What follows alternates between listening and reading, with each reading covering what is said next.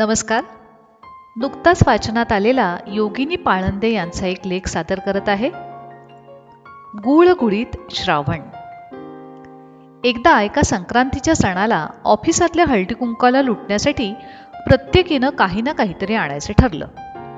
मी 1/2 kilo गुळबाहुलीची ढेप लुटली. जिला दिली ती म्हणाली, माझी वर्षभराच्या गुळाची सोय झाली. ह्या वाक्यानं मला हृदयविकार जडेल इतका धक्का बसला. मी अक्षरशः खचून गेले. स्वयंपाकात इतका कमी गुळ कोणी वापरत असेल हे माझ्या गावीही नव्हतं. महिन्याच्या यादीत 1.5 ते 2 किलो गुळ लिहिणाऱ्यांच्या कुळात जन्मलेली आणि लग्नलेली मुलगी मी. पावभाजी आणि पिठलं या 2 पदार्थांना सोडून उरलेल्या प्रत्येक पदार्थात गुळ घालणारी मी. आणि सहज म्हणून गुळाच्या डब्यात हात घालून एखादा तरी खडा मटकवणारी मी. माझ्या जिभेच्या टेस्ट बडचं मूळ आणि गूळ ह्यांचं मस्त गुळपीठ आहे. पण मी आणि माझं गुळप्रेम श्रावणात जरा जास्तच उफाळून येतं बरं का. इतर वेळी भाजी आणि आमटीत स्विमिंग करणारा आमच्या घरातला गूळ श्रावणात मात्र टँकच्या बाहेर येतो आणि आमच्या आहार सागरात यथेच्छ सर्व संचार करतो. या महिन्याच्या यादीत नेहमीपेक्षा जास्त गुळ लिही ग.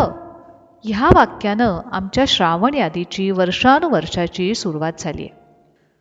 श्रावणाच्या अगदी सुरुवातीपर्यंत कोकणी नाही तर मद्रासी फणस येत राहतात. फणसाच्या सांदणात घालायला म्हणून काढलेला गूळ श्रावणात कुठल्या ना कुठल्या निमित्तानं ओट्यावर बागडतच राहतो. श्रावणी सोमवारी आम्ही बाई भाजकच खातो असं म्हणताना मला आम्हीच्या वर्तुळातून बाहेर ढकलणाऱ्या सासूबाईंचा आलेला राग. भाजकं थालीपीठ खाताना त्यांनी तोंडी लावायला घेतलेल्या तूप गुळाने गुळासारखा विरघळला.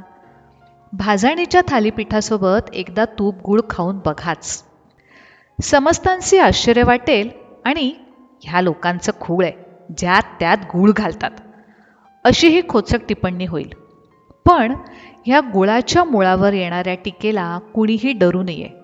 कारण पुण्यातले एक अतिशय प्रथितयश हिमॅटॉलॉजिस्ट, रक्तरोगतज्ञ, हिमोग्लोबिन वाढवण्यासाठी रोज एक गुळाचा खडा तोंडात टाकतात हे मला माहिती आहे. एक तर रक्ततज्ञ आणि त्यातून पुण्याचे. त्यामुळे कुणीही काहीही म्हटलं तरी चवीसाठी नाही तर आरोग्यासाठी का होईना पण गुळाचं महत्त्व अबाधित राहतच. आणि श्रावणात तर ते द्विगुणित होतं. नागपंचमीच्या दिवशी तांदूळाच्या रव्याची गूळ घालून आणि वरती ओलं खोबरं शिवरून केलेली खांडवी. शुक्रवारी जिवतीच्या नैवेद्यासाठी पुरणपोळी नाहीच जमली तर किमान पक्षी वेलची आणि जायफळ घालून घमघवलेलं पुरण. खुद्द पुरणपोळीचा दिवस तो गूळ महात्म्याचाच. सासूबाई डाळीच्या 1/4 पटीनं गूळ घालायच्या. म्हणे काही जण साखर घालून पुरणपोळी करतात, पण गुळाला पुरणपोळीच्या पुरणातून त्यागणं हा गुळाचाच नव्हे तर आहारशास्त्राचा अपमान होईल असं माझं मत आहे.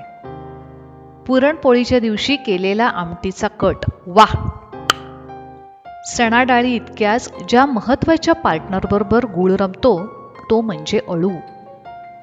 मग तो भाजीचा असो वा वडीचा.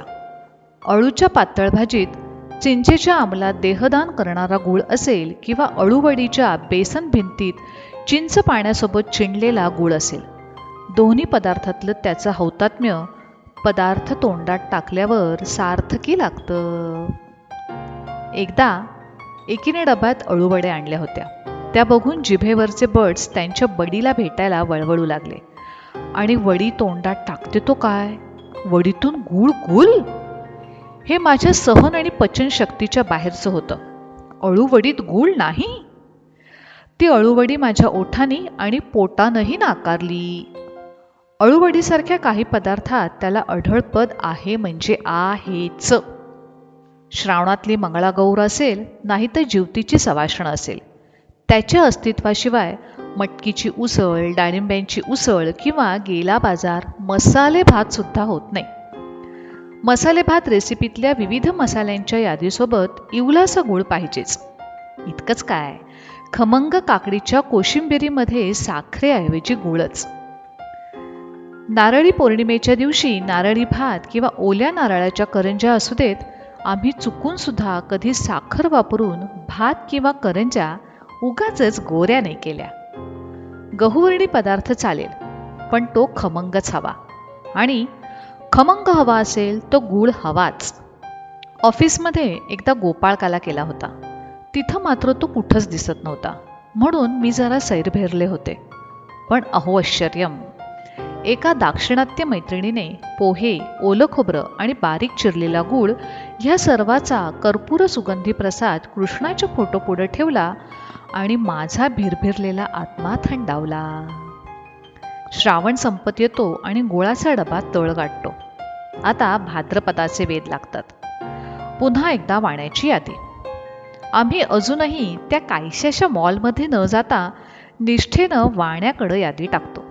वाण्याची यादी लिहिताना सासूबाई पुन्हा तेच वाक्य नव्या उत्साहानं म्हणतात.